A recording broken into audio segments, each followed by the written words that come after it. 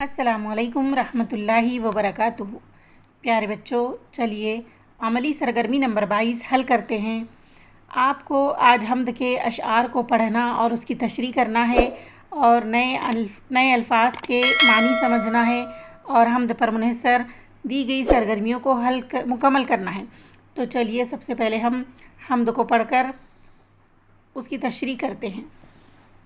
ए जहाँ भर के पालने वाले, जान मिट्टी में डालने वाले, यानी ए अल्लाह ताला तू जहाँ भर का पालने वाला है और मिट्टी में जान डालने वाला है, यानी नई ज़िंदगी अता करने वाला है। ये ज़मीन आसमान तेरे हैं, यानी दोनों जहान तेरे हैं। ए अल्लाह ताला ये ज़मीन ये आसमान तेरे ही हैं और दुनिया और आखिरत ये दोनों जहान भी तेरे ही हैं। तू निगहबां है, पासबां तू है, ए खुदा सब पे मेहरबान तू है, यानी अल्लाह ताला ही तमाम लोगों का, तमाम दुनिया व जहाँ का मुहाफ़िज़ है, उसका रखवाला है और सब पे मेहरबानी करने वाला भी अल्लाह ही है। सब के होंठों पे नाम है तेरा, तज़किरा सुबह व शाम है तेरा। ए अल्लाह तमाम लोगों के होंठों पर, ज़ुबान पर तेरा ही नाम होता है और सुबह व शाम तेरे ही नाम की तस्बीह करते हैं, ज़िक्र करते हैं। फूल सहरा में तू खिलाता है, मारता है तू ही जिलाता है। ए अल्लाह तू ही जंगल में फूलों को खिलाता है और तू ही मारता है और तू ही ज़िंदा करने वाला है। ये हवा तेरे दम से चलती है, हुक्म से तेरे रुत बदलती है, यानी तेरी ही बदौलत हवाएं चलती हैं और तू अगर हुक्म देता है तो मौसम भी बदलते हैं। खालिक़े बहर बर है तू या रब, मालिके खुश्क तर है तू या रब, यानी समंदर और ज़मीन का पैदा करने वाला भी तू ही है और इन दोनों का मालिक भी अल्लाह ताला ही है। सबको हासिल है नेमतें तेरी, आम हैं सब पे रहमतें तेरी, यानी सबको अल्लाह ताला ने दी हुई नेमतें हासिल हैं, मैसर हैं और ये सब नेमतें अल्लाह की रहमतें सब के ऊपर उसका फ़ज़ल व करम आम है।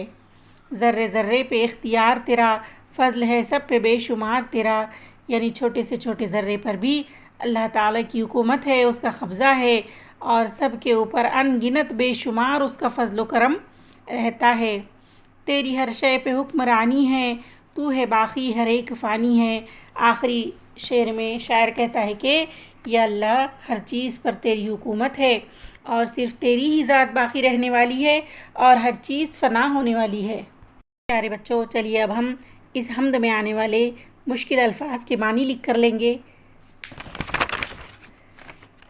पालने वाला यानी अल्लाह ताला, निगहबां यानी मुहाफ़िज़, पासबां यानी रखवाला, तज़किरा यानी ज़िक्र, सहरा यानी जंगल, जिलाना यानी ज़िंदा करना, रुत यानी मौसम, खालिक़ यानी पैदा करने वाला, बहर यानी समंदर, बर यानी ज़मीन, खुश्क तर यानी ज़मीन और समंदर, इख्तियार यानी कब्ज़ा, फ़ज़ल यानी करम, बेशुमार यानी जिसकी गिनती न हो, हुक्मरानी यानी हुकूमत और फ़ानी यानी मिटने वाला।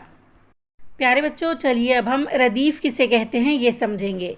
शेर में वो लफ्ज़ जो गज़ल या क़सीदे के मिसरों के आखिर में क़ाफ़िये के पीछे बार बार आए उसको रदीफ़ कहते हैं। प्यारे बच्चों, अब हम क़ाफ़िया किसे कहते हैं ये समझेंगे। शायरी की ज़बान में रदीफ़ से पहले आने वाला लफ्ज़ को क़ाफ़िया कहते हैं। प्यारे बच्चों, चलिए अब हम अल्लाह ताला की सिफ़ात की निशानदही करेंगे। सिफ़ात यानी ख़ूबियाँ, तो अल्लाह ताला में कौन कौन सी ख़ूबियाँ हैं, तो वो पालने वाला है, मारने वाला और ज़िंदा करने वाला है, निगहबां है, पासबां है, मेहरबां है, खालिक़ है, रब है, मालिक है, रहीम है और हाकिम है और बाकी है। ये अल्लाह ताला की सिफ़ात हैं। चलिए अब हम मश्क करते हैं। हम्द में इस्तेमाल किए गए तमाम क़ाफ़िये लिखिए।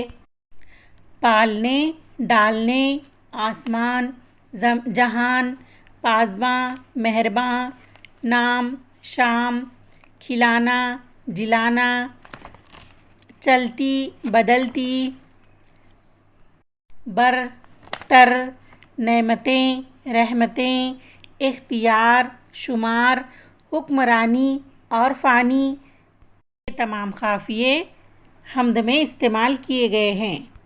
اب ہم کو حمد میں آنے والے ضد والے الفاظ کی جوڑیاں لکھنا ہے۔ مثلاً بحر اور بر، یہ ایسی جوڑی کی طرح دوسری جوڑیاں لکھنا ہے۔ چلیے ہم لکھتے ہیں۔ زمین، آسمان، صبح، شام، مارنا، جلانا، بحر، بر، خشک، تر، باقی اور فانی، یہ ضد والے الفاظ کی متضاد جوڑیاں ہیں۔ پیارے بچوں، اب آپ کو اللہ تعالیٰ کی بے شمار نعمتوں کے بارے میں اپنے والدین، بھائی بہن اور ساتھیوں کے ساتھ گفتگو کرنا ہے۔ امید کرتی ہوں آج کی یہ سرگرمی آپ کی سمجھ میں آ گئی ہوگی۔ خوب مشق کیجیے۔ ملتے ہیں اگلی ویڈیو میں۔ اللہ حافظ۔